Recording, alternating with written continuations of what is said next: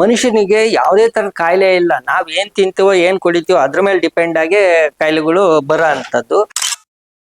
ಮಣ್ಣಿನ ಪಾತ್ರೆಯಿಂದ ಬಂದಂತ ನೀರಲ್ಲಾರು ಅಡಿಗೆ ಮಾಡ್ಕೊಂಡ್ರೆ ಇದ್ರಲ್ಲಿ ಆಕ್ಸಿಜನ್ ಇರುತ್ತೆ, ಮಣ್ಣಂಶ ಇರುತ್ತೆ. ಅಸಿಡಿಕ್ ವಾಟರ್ ಇಂದಲೇ ಮಂಡಿ ನೋವು, ಗ್ಯಾಸ್ಟ್ರಿಕ್, ಹಾರ್ಟ್ ಅಟ್ಯಾಕ್ ಇಂಥವೆಲ್ಲ ಬರೋ ಅಂತದ್ದು. 6ರಿಂದ ಕೆಳಗಿರೋದು ಅಸಿಡಿಕ್ ವಾಟರ್ ಅಂತಾರೆ. ಅಸಿಡಿಕ್ ವಾಟರ್ನ ನಾವು ಕುಡಿಯಂಗಿಲ್ಲ ಅಂತೇಳಿ ವಿಶ್ವ ಆರೋಗ್ಯ ಸಂಸ್ಥೆನೇ ಹೇಳಿದೆ. ಸುಪ್ರೀಂ ಕೋರ್ಟ್ 15 ವರ್ಷ ಆಗಿದೆ. ತಾಮ್ರ ಹಾಕಿರ್ತೀವಿ. ತಾಮ್ರ ಥೈರಾಯ್ಡ್ ಅನ್ನ ಕಂಟ್ರೋಲ್ ಮಾಡೋ ಅಂತದ್ದು ತಾಮ್ರದ ಅಂಶಕ್ಕೆ ಇರೋ ಅಂತ ಗುಣ. Fungus, virus, bacteria, bleaching powder, fluoride, ನೀರಲ್ಲಿರೋ ಬಣ್ಣ, ವಾಸನೆ ಎಲ್ಲ ಹಿಡಿದಿಟ್ಕೊಂಡು ನೀರನ್ನ ಫಿಲ್ಟ್ರೇಷನ್ ಮಾಡಿ ಆರ್ವ ನೀರಲ್ಲಿ ನ್ಯೂಟ್ರಲ್ ಗಿಂತ ಕಡಿಮೆ ಇರುತ್ತೆ. 5, 4 ಈಗೆಲ್ಲ ಬರುತ್ತೆ pH. TDS ಬರೀ 20 ಬರ್ತಾ ಇದಾವೆ. ಮತ್ತೆ ಇದು ಎಷ್ಟೇ ತಣ್ಣಗಿದ್ರು ಕೂಡ ಈ ನೀರು ಕುಡಿದ್ರೆ ಶೀತ ಆಗೋದಿಲ್ಲ. ಯಾಕಂದ್ರೆ ಇದ್ರಲ್ಲಿ ಆಕ್ಸಿಜನ್ ವಾಟರ್ ಇರೋದ್ರಿಂದ, ಖನಿಜಾಂಶಗಳು ಇರೋದ್ರಿಂದ ಗ್ಯಾಸ್ಟ್ರಿಕ್ 8 ದಿನದಲ್ಲಿ ನಿವಾರಣೆ ಆಗುತ್ತೆ. ಕೆಲವರಿಗೆ ಮಂಡಿ ನೋವು ಕಡಿಮೆ ಆಗಿದೆ ಅಂದಿದ್ದಾರೆ, ನೋವಾಗಿದೆ, ಬ್ಯಾಕ್ ಪೈನ್ ಕಡಿಮೆ ಆಗಿದೆ ಅಂದಿದ್ದಾರೆ. ಈ ಮಣ್ಣಲ್ಲಿ ಯಾವ್ದೋ ಮಣ್ಣಲ್ಲಿ ಮಾಡಿರೋದಿಲ್ಲ, ಸಾಯಿಲ್ ಟೆಸ್ಟ್ ಮಾಡಿ ಅದಕ್ಕೆ ಉತ್ತಮವಾಗಿರೋ ಮಣ್ಣಿರೋ ಹೊತ್ತಿಗೆ ಈ ಕಲರ್ ಬಂದಿದೆ. ಅಲ್ಲ, ಈಗ ಅಕ್ವಾಗಾರ್ಡ್ ಎಲ್ಲ ಪೂರ ಪ್ಲಾಸ್ಟಿಕ್ ಬಾಡಿಲೇ ಮಾಡಿರ್ತಾರೆ. ಕೊಳಾಯಿ ಸಮೇತನೂ ಪ್ಲಾಸ್ಟಿಕ್ ಇರುತ್ತೆ. ಪ್ಲಾಸ್ಟಿಕ್ ಅಲ್ಲಿ 80% ಕ್ಯಾನ್ಸರ್ ಬರುತ್ತೆ ಅಂತೇಳಿ ಕ್ಯಾನ್ಸರ್ ಹಾಸ್ಪಿಟಲ್ ಡಾಕ್ಟರ್ಗಳು ಕೂಡ ಹೇಳ್ತಾ ಇದ್ದಾರೆ. ವೈಜ್ಞಾನಿಕವಾಗಿ ಪ್ಲಾಸ್ಟಿಕ್ ಅಲ್ಲಿ ಏನೆಲ್ಲ ನ್ಯಾನೋ ಪ್ಲಾಸ್ಟಿಕ್ ಅಂತೇಳಿ ಎಲ್ಲ ಅಂಶಗಳು ನೀರ್ ಮುಖಾಂತರ ಬರ್ತಾ ಇದೆ. ಅದರಿಂದಲೇ ಅನಾಹುತ ಅನ್ನೋದು ಕೂಡ ಇದೆ. ಅದನ್ನ ನೋಡ್ಕೊಂಡೆ ನಾವು ಮಣ್ಣಿನ ಬಾಡಿಲಿ ನಮ್ಮ ಆರೋಗ್ಯಕ್ಕೆ ಇದೆ ಉತ್ತಮ ಅಂತೇಳಿ ಮಾಡಿರ. ಇದು ಏನು ಅಲ್ಲ, ಇದು ಹೆಂಗಿಟ್ಟಿದ್ದು ಅದು ಎಷ್ಟು ವರ್ಷ ಬೇಕಾದ್ರೂ ಬಳಕೆಗೆ ಬರುತ್ತೆ. ಟ್ರೆಡಿಷನಲ್ ಅಕ್ವಾಗಾರ್ಡ್ ಅಂತ ಹೇಳಿ, ಅಂದ್ರೆ ಇದುವರೆಗೂ ಬಂದಿರತಕ್ಕಂತ ಅಕ್ವಾಗಾರ್ಡ್ಗಳು ಏನಿದವೋ ಅದಕ್ಕೆ ಪರ್ಯಾಯವಾಗಿ ಮಾಡಿದ್ವಿ. ಆ ಅಕ್ವಾಗಾರ್ಡ್ಗಳಲ್ಲೆಲ್ಲವ ಅಸಿಡಿಕ್ ವಾಟರ್ ಬರುತ್ತೆ, ಇದ್ರಲ್ಲಿ ಆಲ್ಕೋಲೈನ್ ಬರುತ್ತೆ, ಮತ್ತೆ ಇದ್ರೊಳಗೆ ಈ ನೀರಲ್ಲಿ ಆಕ್ಸಿಜನ್ ಇರುತ್ತೆ. ಆಕ್ಸಿಜನ್ ಹೆಂಗಿರುತ್ತೆ ಅಂದ್ರೆ, ಈ ಮಣ್ಣಿಂದು ಬಾಡಿ ಮಾಡಿರೋದ್ರಿಂದ ಇದು ಗಾಳಿನ ಎಳ್ಕೊಂಡು ನೀರ್ ತಣ್ಣಗಾಗ್ಬೇಕು ಅನ್ನೋದಾದ್ರೆ ಅವಾಗ ಆಕ್ಸಿಜನ್ ಇದ್ದಾಗ್ಲೇ ನೀರ್ ತಣ್ಣಗಾಗ. ಈಗ ನಮ್ಗೆ ಆಕ್ಸಿಜನ್ ಇರೋ ನೀರ್ ಬೇಕು. ಉದಾಹರಣೆಗೆ ನಮ್ಮ ಮನೆಯಲ್ಲಿರೋ ಅಕ್ವೇರಿಯಂಗಳು ಮೀನಿಗೆ ಗಾಳಿ ಕೊಡ್ತೀವಿ ಅಂದ್ರೆ ಅದ್ರಲ್ಲಿ ನೀರಲ್ಲಿ ಗಾಳಿ ಇದ್ರು ಮಾತ್ರ ಆ ಮೀನ್ ಬದುಕ ಅಂತದ್ದು. ಅದಕ್ಕೂ ಒಂದ್ ಜೀವ ಇದೆ. ಹಾಗೇನೆ ನಮ್ಗೂ ಒಂದ್ ಜೀವ ಇರೋದ್ರಿಂದ ನಮ್ಗೂ ಕೂಡ ಆಕ್ಸಿಜನ್ ನೀರು. ಹಾಗಾಗಿ ಇದನ್ನ ಪರ್ಯಾಯವಾಗಿ ಮಾಡಿರೋ ಅಂತದ್ದು. ಇದು ಓವರ್ ಟ್ಯಾಂಕಿಗೆ ಕನೆಕ್ಟ್ ಮಾಡೋ ಅಂತದ್ದು. ಕನೆಕ್ಟ್ ಆದ್ಮೇಲೆ ಇದು ತುಂಬ್ಕೊಂಡ್ ಆದ್ಮೇಲೆ ಇದು ನೀರ್ ಕಂಟ್ರೋಲ್ ಆಗುತ್ತೆ. ಯಾವಾಗ್ಲೂ ಆನ್ ಆಗೇ ಇರುತ್ತೆ. ನೀರ್ ಕಂಟ್ರೋಲ್ ಆಗೋ ಅಂತದ್ದು ಒಂದು ಸಿಸ್ಟಮ್ ಇದು. ಈ ಪಾಟ್ ಒಳಗಡೆ ಫಿಲ್ಟ್ರೇಷನ್ಗೆ ಇರೋ ಅಂತದ್ದು. ಇದು ಆಕ್ಟಿವೇಟೆಡ್ ಚಾರ್ಕೋಲ್. ಇದ್ರೊಳಗಡೆ ಒಂದು ಬಾಕ್ಸ್ ಇದೆ, ಅದ್ರಲ್ಲಿ ಆಕ್ಟಿವೇಟೆಡ್ ಚಾರ್ಕೋಲ್ ಇಟ್ಟಿರ್ತೀವಿ. ಇದ್ರದ್ದು ಆಕ್ಟಿವೇಟೆಡ್ ಕೆಲಸ ಏನು ಅಂತಂದ್ರೆ, fungus, virus, bacteria, bleaching powder, fluoride, ನೀರಲ್ಲಿರೋ ಬಣ್ಣ, ವಾಸನೆ ಎಲ್ಲ ಹಿಡಿದಿಟ್ಕೊಂಡು ನೀರನ್ನ ಫಿಲ್ಟ್ರೇಷನ್ ಮಾಡಿ ಮುಂದೆ ಇದಕ್ಕೆ ಕಳಿಸ್ಕೊಡುತ್ತೆ ಇನ್ನೊಂದಕ್ಕೆ. ಸರ್, ಇವಾಗ ಇದು ಆಕ್ಟಿವೇಟೆಡ್ ಚಾರ್ಕೋಲ್. ಇದು ಫಿಲ್ಟರ್ ಆಗಿರೋದು ಅಂದ್ರೆ ಈ ಬಾಕ್ಸ್ ಒಳಗಡೆ ಇರುತ್ತೆ. ಇದು ಇದಕ್ಕೆ ಒಂದು ಮುಚ್ಚಳನು ಕೂಡ ಇರುತ್ತೆ. ಇದನ್ನ ಒಳಗಡೆ ಫಿಟ್ ಮಾಡಿದೀವಿ. ಇಲ್ಲಿ ನೀರು ಇದ್ರ ಮುಖಾಂತರನೇ ಬರ್ಬೇಕು. ಇದಕ್ಕೆ ಒಂದು ಕಾಟನ್ ಫಿಲ್ಟರ್ನ ಒಳಗಡೆ ಫಿಟ್ ಆಗಿರುತ್ತೆ. ಹಿಂಗೆ ಇದೊಂದು ಕಾಟನ್ ಫಿಲ್ಟರ್ ಇದ್ ಮೇಲೆ ಕೂತಿರುತ್ತೆ.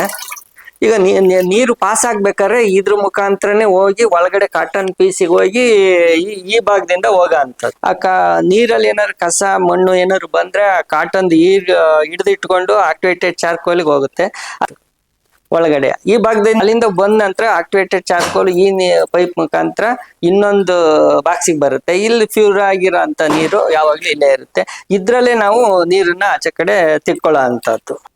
ನೀರು ಒಂದಿನ ಕಳೆದ ಮೇಲೆ ಅದು ರುಚಿ ಬರೋ ಅಂತದ್ದು ಮಣ್ಣಿಂದು. ಈಗ ಕುಡಿಯಕ್ಕೆ ಯಾಕೆ ಅಂದ್ರೆ, ನಮ್ಗೆ ಮಣ್ಣಿನ ಅಂಶನೂ ಕೂಡ ದೇಹಕ್ಕೆ ಬೇಕು. ಎಲ್ಲರೂ ಅಡಿಗೆ ಮಾಡಿ ಮಣ್ಣಿನ ಪಾತ್ರೆಯಲ್ಲಿ ಅಡಿಗೆ ಮಾಡಿದ್ರೆ ಒಳ್ಳೇದು ಅಂತಾರೆ. ಇವತ್ತಿನ ಸಿಸ್ಟಮ್ ಇದ್ರಲ್ಲಿ ಮಣ್ಣಿನ ಪಾತ್ರೆಯಲ್ಲಿ ಮಾಡಕ್ ಆಗ್ತಾ ಇಲ್ಲ. ಅಟ್ಲೀಸ್ಟ್ ಮಣ್ಣಿನ ಪಾತ್ರೆಯಿಂದ ಬಂದಂತ ನೀರಲ್ಲಾರು ಅಡಿಗೆ ಮಾಡ್ಕೊಂಡ್ರೆ ಇದ್ರಲ್ಲಿ ಆಕ್ಸಿಜನ್ ಇರುತ್ತೆ, ಮಣ್ಣಂಶ ಇರುತ್ತೆ. ಜೊತೆಗೆ ಇದ್ರಲ್ಲಿ ಬರೀ ಇಷ್ಟೊಂದೇ ಅಲ್ಲ, ತಾಮ್ರ ಹಾಕಿರ್ತೀವಿ. ತಾಮ್ರ ಥೈರಾಯ್ಡ್ ಅನ್ನ ಕಂಟ್ರೋಲ್ ಮಾಡೋ ಅಂತದ್ದು ತಾಮ್ರದ ಅಂಶಕ್ಕೆ ಇರೋ ಅಂತ ಗುಣ.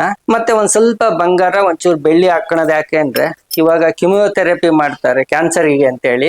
ಅದು ಮಾಡೋ ಅಂತದ್ದು ಬಂಗಾರದ ನೀರಲ್ಲೇ. ಹಂಗಾಗಿ ಬಂಗಾರ ಒಂಚೂರು ಹಾಕೊಂಡದ್ ಅಯಾನ್ಗಳು ಬಿಟ್ಕೊಳೋದ್ರಿಂದ ನಮ್ಮ ದೇಹದ ಮುಖಾಂತರ 90% ನೀರ್ ಇರೋದ್ರಿಂದ ಅಯಾನ್ಗಳು ಮುಂದೆ ಬರ್ತಕ್ಕಂಥದ್ದು ಏನಾದ್ರು ಸಮಸ್ಯೆ ಇದ್ರೆ ಪರಿಹಾರ ಮಾಡುದು. ಈಗಲೂ ನೀವು ಬೇಕಾದ್ರೆ ಗೂಗಲ್ ಅಲ್ಲಿ ಸರ್ಚ್ ಮಾಡ್ಬೋದು. What is gold medicine value ಅಂತ ಹೊಡೆದ್ರೆ ಬಂಗಾರದ ನೀರು ಏನೇನ್ ಕೆಲಸ ಮಾಡುತ್ತೆ ಅಂತೇಳಿ ಕೊಟ್ಟಿದ್ದಾರೆ. ಹಾಗೇನೆ ಆಕ್ಟಿವೇಟೆಡ್ ಚಾರ್ಕೋಲ್ದು ನೀವು ಗೂಗಲ್ ಅಲ್ಲಿ ಸರ್ಚ್ ಮಾಡಿ ನೋಡ್ಕೋಬಹುದು. ಅದೇನೆಲ್ಲ ಹೌದು. ಈ ಇದ್ರಲ್ಲಿ ಹಾಕೊಂಡ್ರೆ ಆಯ್ತು. ಸುಮ್ನೆ ಒಂದ್ ಅರ್ಧ ಗ್ರಾಮ್ಗಿಂತ ಸಣ್ಣದು ಅಂದ್ರೆ ಸಣ್ಣ ಮಕ್ಳಿಗೆ ಕಿವಿಗೆ ರಿಂಗ್ ಹಾಕಿರ್ತೀವಲ್ಲ, ಅಷ್ಟಿದ್ರು ಸಾಕು, ಅದು ಅಯ್ಯಾನ್ ಬಿಟ್ಕೊಳ್ಳುತ್ತೆ. ಸುಮ್ನೆ ಹಂಗ ಅದ್ರೊಳಗೆ ಬಿಟ್ಟಿದ್ರು ಸಾಕು, ಅದು ಈಚೆಗೆ ಬರಲ್ಲ, ಅದ್ರೊಳಗೆ ಇರುತ್ತೆ. ತಾಮ್ರ, ಬೆಳ್ಳಿ, ಮತ್ತೆ ಬಂಗಾರ.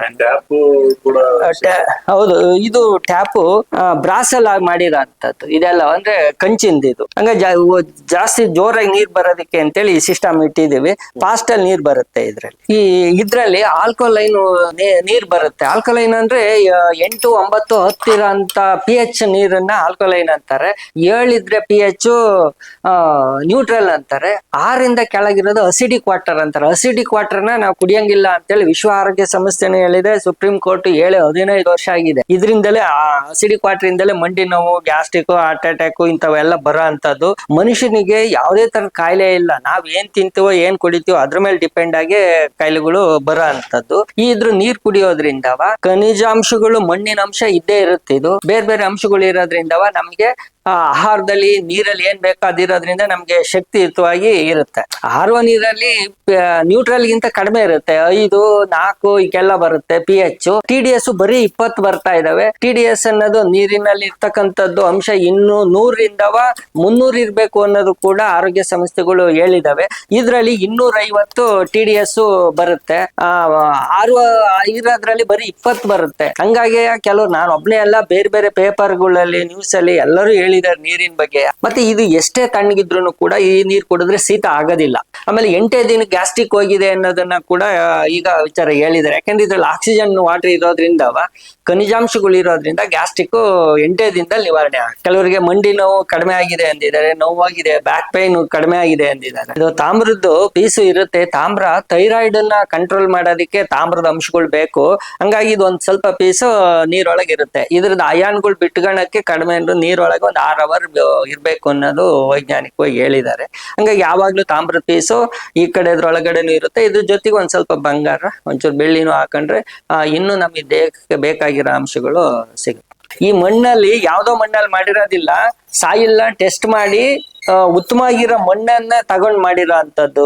ಅದಕ್ಕೆ ಉತ್ತಮವಾಗಿರೋ ಮಣ್ಣಿರೋ ಹೊತ್ತಿಗೆ ಈ ಕಲರ್ ಬಂದಿದೆ. ಅಲ್ಲ, ಈಗ ಅಕ್ವಾಗಾರ್ಡ್ ಎಲ್ಲ ಪೂರಾ ಪ್ಲಾಸ್ಟಿಕ್ ಬಾಡಿಲೆ ಮಾಡಿರ್ತಾರೆ. ಕೊಳಾಯಿ ಸಮೇತನೂ ಪ್ಲಾಸ್ಟಿಕ್ ಇರುತ್ತೆ. ಪ್ಲಾಸ್ಟಿಕ್ ಅಲ್ಲಿ 80% ಕ್ಯಾನ್ಸರ್ ಬರುತ್ತೆ ಅಂತೇಳಿ ಕ್ಯಾನ್ಸರ್ ಹಾಸ್ಪಿಟಲ್ ಡಾಕ್ಟರ್ಗಳು ಕೂಡ ಹೇಳ್ತಾ ಇದ್ದಾರೆ. ವೈಜ್ಞಾನಿಕವಾಗಿ ಪ್ಲಾಸ್ಟಿಕ್ ಅಲ್ಲಿ ಏನೆಲ್ಲ ನ್ಯಾನೋ ಪ್ಲಾಸ್ಟಿಕ್ ಅಂತೇಳಿ ಎಲ್ಲ ಅಂಶಗಳು ನೀರ್ ಮುಖಾಂತರ ಬರ್ತಾ ಇದೆ. ಅದರಿಂದಲೇ ಅನಾಹುತ ಅನ್ನೋದು ಕೂಡ ಇದೆ. ಅದನ್ನ ನೋಡ್ಕೊಂಡೆ ನಾವು ಮಣ್ಣಿನ ಬಾಡಿಲಿ ನಮ್ಮ ಆರೋಗ್ಯಕ್ಕೆ ಇದೆ ಉತ್ತಮ ಅಂತೇಳಿ ಮಾಡಿರ.